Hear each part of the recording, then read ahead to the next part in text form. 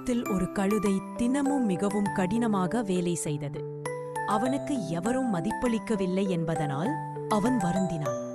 ஒரு நாள் வேட்டைக்காரன் விட்டு சென்று ஒரு சிங்கத்தின் தோலை அவன் கண்டான். அந்த சிங்கத்தின் தோலை கழுதை அணிந்து கொண்டு தன்னைத்தானே கடுமையான சிங்கமாக தோற்றமளித்தான்.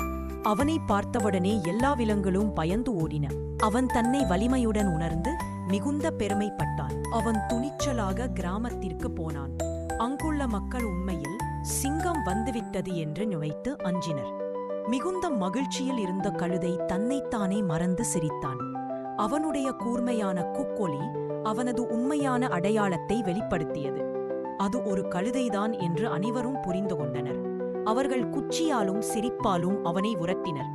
வெட்கப்பட்டு பயந்த கழுதை ஓடிச் சென்றான். அவன் சோகமாக அந்த சிங்கத்தின் தோலை தூக்கிவிட்டு விட்டான். அவன் உண்மையான தன்மையில் இருப்பதே மகிழ்ச்சியானது என்பதை அறிந்தான். நீதி: மற்றொருவரைப் போல நடந்து கொண்டு சிலரை தற்காலிகமாக ஏமாற்றலாம், ஆனால் உண்மை எப்போதும் வெளிப்படும்.